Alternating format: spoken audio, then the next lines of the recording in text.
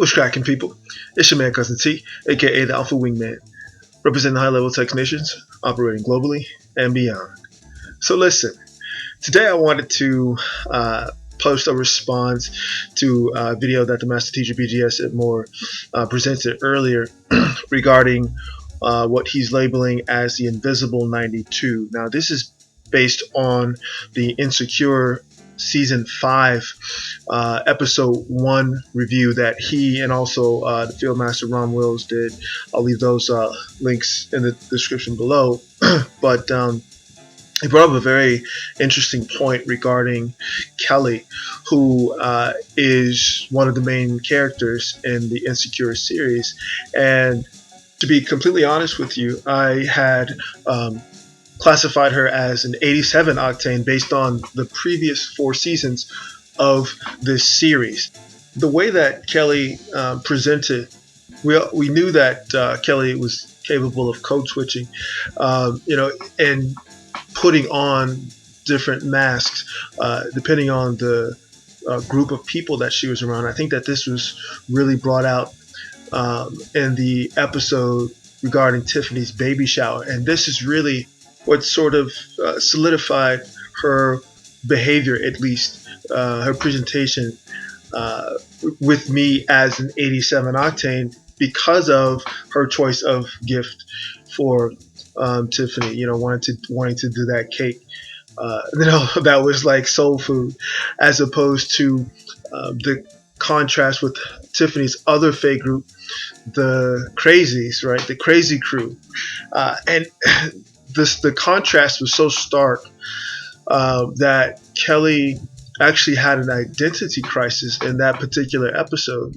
and that really just showed how different natural 92 Octanes carry themselves, what they aspire to become, how easy and comfortable and conditioned they are within domestic spaces, interior decoration, making a spectacle of hosting events, the focus on lavish ceremonies that surround the upper middle and upper class lifestyles of housewives. And so that was obviously before we got the backstory of how they all came together in this particular episode of the 5th season.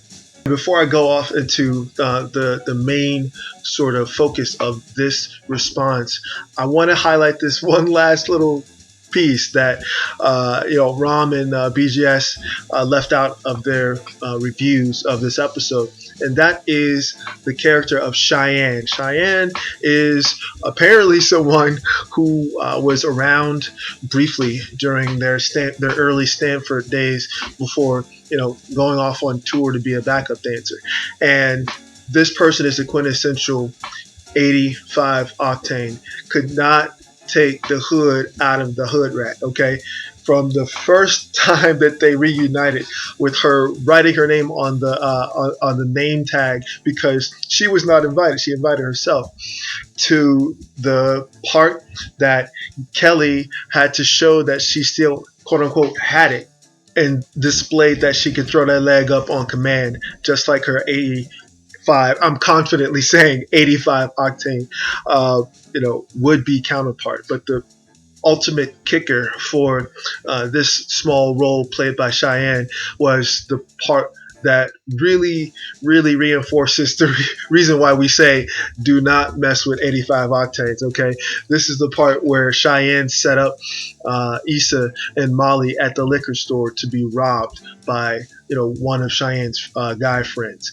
And so moving from that space into really what is at the crux of this particular discussion is the Invisible 92. Now, without this background story of Kelli attending Stanford with Tiffany and the rest of the crew, her Octane grade would still sort of be, questioned and in limbo. But now we have, the writer's confirmation that she is a 92 Octane. We can now further observe what the complexity is, because let's be clear. You've got the 92 Climber in Molly. You've got the natural 92 in Tiffany.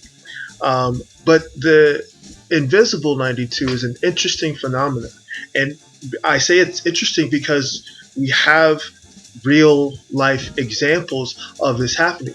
The fact that Kelli chooses men who are of a less refined octane grade than she rolls with in terms of her circles is very telling in that, as BGS mentioned in his summary of this, she has the confidence to entertain men of a lower octane grade because, by and large, 89, 87, and of course 85 octane men have a more diverse palette when it comes to the aesthetics of the type of women that they entertain. Whereas the 92 octane men, especially the natural 92 octane men, would not see a woman of Kelli's aesthetic as mateable.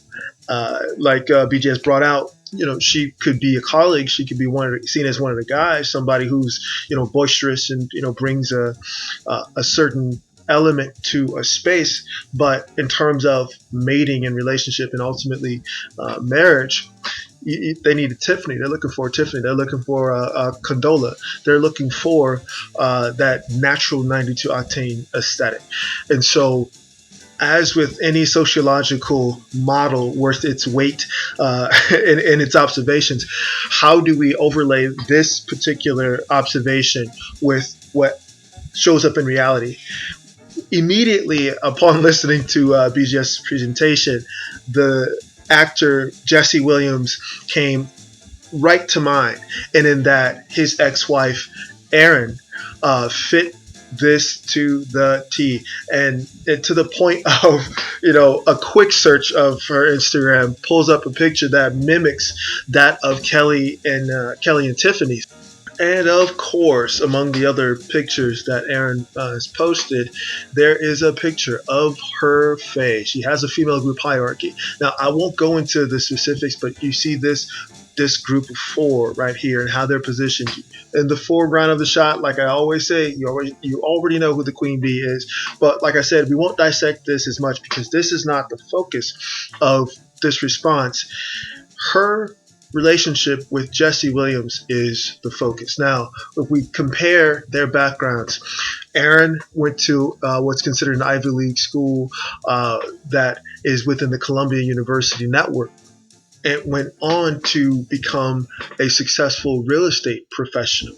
Now, it was also mentioned that she and at the grammar and I believe high school level, she was part of a private school network, which speaks to the connections that she made in her real estate career. Hobnobbing with the wealthy, well-to-do, well-connected, and famous elite among Black Americans. Now, Jesse Williams is the son of teachers, not college professors, but teachers. I believe high school teachers, which is once he graduated from Temple, that's what he became. He became a high school teacher.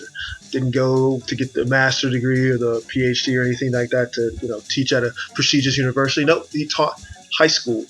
To show his initial background and his career choice is 89 at best. Okay, between 87 and 89, because in his biography it shows that he was also a bartender and he did other odd jobs as he transitioned from being a model and wanting to act. And here is where it further parallels. Now, in BGS's video, he mentioned that a 92 octane woman who has an aesthetic similar to Kelli's will go down in class in order to find a man, but she will seek out the alpha. She will seek out the best looking, 87 octane, 89 octane that she can get with. And this is obviously what translated into real life with Erin and Jesse. Erin is of a similar aesthetic to Kelli, win, lose, or draw, whatever. But the point that she sought out a more attractive man of a lower octane grade is clear as day.